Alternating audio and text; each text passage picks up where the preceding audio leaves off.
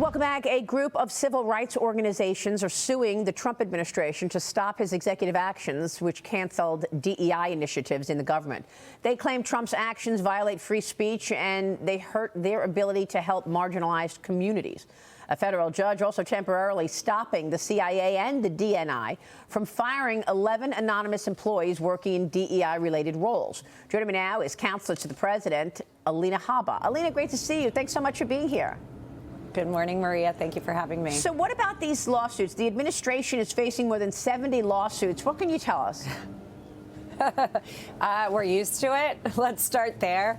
This is a typical lashback in an attempt to stop exactly what the American people mandated, Maria, and that was to prevent government waste, to find accountability and transparency, which is exactly what President Trump has ordered, and to look at why we're spending so much money on operas in other countries for DEI initiatives, sending condoms to other countries, including Hamas, and castrations, funding castrations. These are the types of things that we're finding.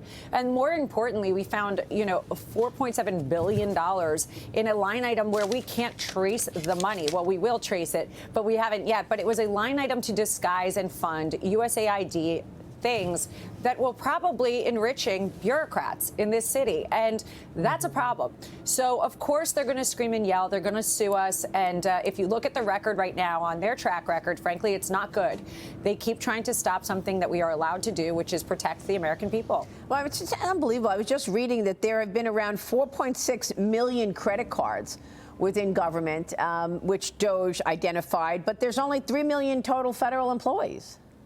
Yeah, how about the Social Security numbers? Looking at the fact that we're paying Social Security to people that are over 300 years old. Right. I'm not sure if you've ever met that person. I most certainly have not. Oh, my God. Last time I checked, it was 224 years old was the oldest person that's ever lived.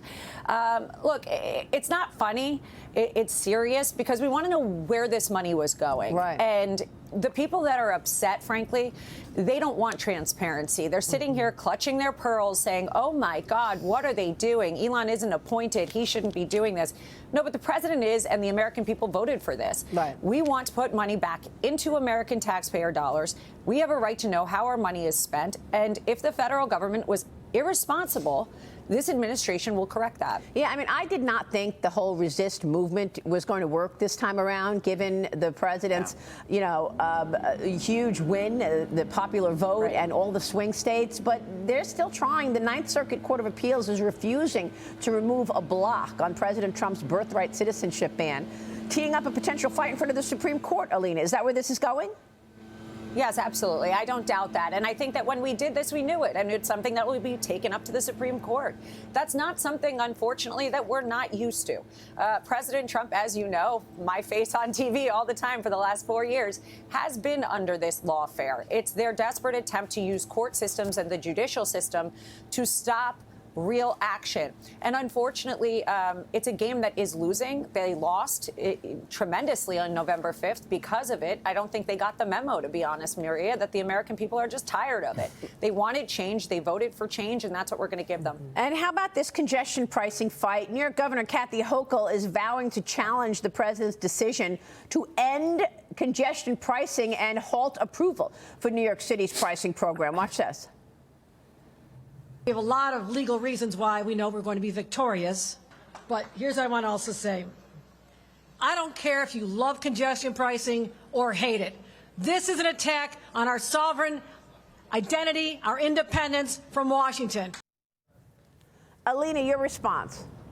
Yeah, this is a great topic for me. My husband literally works in New York in parking, and I can tell you that congestion parking does not work. It does not drive economics in New York. It stops tourism. It stops government and mid-level employees, people that are making minimum wage, for being able to go to work during the day because they are being double taxed so that she can enrich herself. Governor Hochul should be the face of the resistance of the Democrat Party and why they lost. Governor Hochul, Kamala Harris, Letitia James, all of these people, frankly, under Chuck Schumer, have been a huge voice for the Republicans because they remind the American people why we voted for Trump. And that is because it makes no sense. Congestion pricing has slowed down New York. It has cost American people a lot of money. And nobody can explain why Hochul is so for congestion pricing. It is outrageous. That New York used to be one of the greatest cities in the country, and we will make it that way again. We will make it safe, and we will allow tourism. We will allow people to drive to work, not have to take unsafe subways, which, by the way, she should be focusing on, and doing the right things for constituents in that city. So her resistance is, frankly, more of, in my opinion, a PR move than anything realistic. Congestion pricing is wrong. It doesn't work, and Sean Duffy did a tremendous job by getting rid of it. Well, I mean, Pam Bondi has launched an investigation into the sanctuary cities, and she'll probably find, like, where the money is going, and the money has gone, in many cases, to housing and caring for illegal migrants in the city. Isn't that right? Yeah. 100%, that's right. We're looking at also the IRS. The IRS is sending money, and we're looking at cutting that money that's being funded. American taxpayer dollars, immigrants who came into this country the correct way, are all taking their money and then giving them to illegal immigrants. It's no different than the $10,000 credit cards they got and the hotel rooms they got, mostly, frankly, in New York City, that we were funding. And if you look at what they did right before we got in, they sent over $40 million, rushed it to hotels to fund them. Right. So then you want to take our money, give them our hotels, make our cities less safe, and, by the way, double tax you on congestion pricing.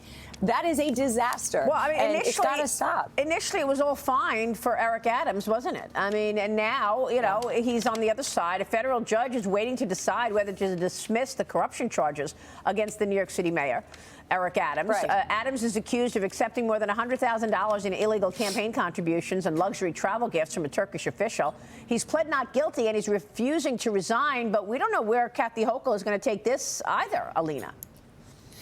Yeah, that's another problem. I mean, their own city, they're fighting, their own state, they're fighting like that. And you have to look at the track record. I leave these details to the DOJ that are looking at the cases. And without getting into Eric Adams' case, I can just say that as an American who's watched lawfare for the past 4 years and been a part of it, I find it strange that Eric Adams, who was anti-sanctuary city, anti-keeping New York a cesspool, that he was hit hard really quickly the minute he prevented and pushed back on the Biden administration. Those types of things trigger me. So I'll let the details get hashed out in the courts. But on that one, it smells fishy.